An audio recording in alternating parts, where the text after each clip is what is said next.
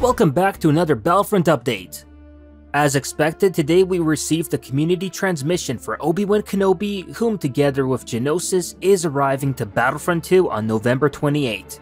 We'll first go over the community transmission on Kenobi to learn about everything we can about the new hero, before talking about the other new additions that will be making their way to the game on November 28 in the Geonosis update.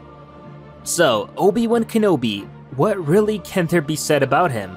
As we knew for quite some time now, DICE have made him to be more of a focused defensive type hero, which in turn will allow him to use his lightsaber to deflect both blaster fire and lightsabers more effectively than any other Jedi in the game, due to his increased stamina pool. His three abilities are as follows.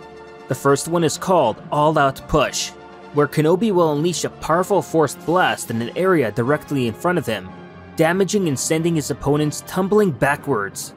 This ability can be adapted based on the situation players find themselves in, and by holding down the button, players can increase both the range and width of this ability.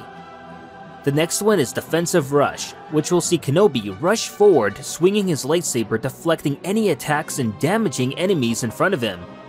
And last is Restrictive Mind Trick, which when used, all opponent abilities in front of Kenobi will be disrupted. So during this time, no abilities will be available, and this also includes dodges. So based on these abilities, we can see that Kenobi will have some of them inspired directly from other heroes, but they aren't identical and have their own little spin to them, with All Out Push being similar to that of Luke Skywalker's Force Push, while Restrictive Mind Trick also sharing similarities with Rey's Mind Trick, but Kenobi's being far better in my opinion due to disabling your opponent's abilities. And that can go a long way, especially in heroes versus villains. Like with Grievous, there are a total of 9 star cards for Kenobi, ranging from Give It All, that gives All Out Push a longer range but also sees damage being reduced, to More Doubts, that gives Restrictive Mind Trick a much longer range. As always, these star cards are small tweaks made to improve your abilities and last longer in battle, with the new health regeneration cards now available too. There also shouldn't be any surprises at all with Obi's voice lines, much of these being his most well-known lines from the prequels, as well a few here and there from the Clone Wars animated series. The same can also be said about his emotes. One of those emotes also being one that was leaked and I featured in a previous video, being the strongest defense is a swift and defensive offense. In addition to Kenobi's standard appearance from Revenge of the Sith, he will also come with a Jedi Robe's epic appearance that can be bought for either 40,000 credits or 1,000 crystals. And to remind everyone, there'll also be a third Obi-Wan Kenobi appearance expected to be released in December, as based on his Clone Wars animated series appearance, entitled General Kenobi. With Kenobi, the 212th Attack Battalion clone appearance will also be added and available for purchase. However, after seeing how the releases for the past clone appearances went, I'm curious to see if DICE did learn from their past mistakes and actually made these ones canon accurate. I mean, I don't see why they wouldn't, but the same can be said about the past ones and why DICE decided to go a different route, which obviously didn't please the fans, and actually made them go back and rework them to be canon accurate, which should have been the case from the very get-go. There's also a lot of talk now regarding the facial accuracy of DICE's Obi-Wan Kenobi 3D model, and how he looks off when compared to Ewan McGregor from the films. And when I look at it, I can kinda see why people aren't completely happy with DICE's Kenobi, as I do think the face should be a little bit more leaner than it currently is.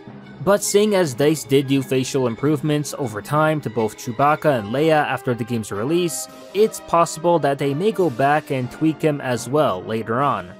Also, something interesting to take note of as well, but in the official DICE Geonosis trailer, we actually see what may look like to be clone officers in actual battle armor, something that people have been asking DICE to add to the game since release. But this isn't confirmation or anything like that, as that hasn't been mentioned in any of the community transmissions. And if it was a clone officer in armor, then that would be a strange thing of DICE to do and not say anything about it. However, considering we don't see any actual ranking on the clone, I would assume it's only an appearance for the Assault class and nothing more than that. but I figured I might as well talk about it right now because I know it'll eventually be brought up in the comments later on. Then again, there's also for some reason a clone attacking a droid with a baton, the same one used by the Stormtroopers and Iden Versio in the single-player campaign. And I'm honestly not sure why they decided to throw this in the trailer, unless they expect to give us a special Geonosis only melee enforcer class. But I don't really see that happening, and if anything, this might just be another, crashed speeder or environmental clutter incident all over again. Finally, to end things off, DICE's Ben Walk has also confirmed that there will be a load of fixes and improvements coming next week in the Geonosis update for General Grievous. As we all know, Grievous has been buggy since its release, and while some may not be totally happy that they have to wait so long for bug fixes, I think this is the best DICE were able to do, as if they're able to implement a Grievous hotfix, then they probably would have done that by now. But I do expect to see some kind of list of all the Grievous bug fixes to be coming out next week. Oh, and speaking about Grievous, he's also getting a new appearance in the Geonosis update, which we did know about, but it was rather mysterious, as DICE kept information on it on the down low. But from what we saw in the trailer, it looks like it'll be an even more battle-damaged or shattered appearance. So battle-damaged General Grievous times 2. And I'm a little bit disappointed by that, as I was personally hoping for one with a cape. But it's said to have cool visual effects that the other battle-damaged Grievous skin doesn't have. So if you haven't bought that one yet, I would just save my credits if I were you and wait to purchase this one on the 28th instead.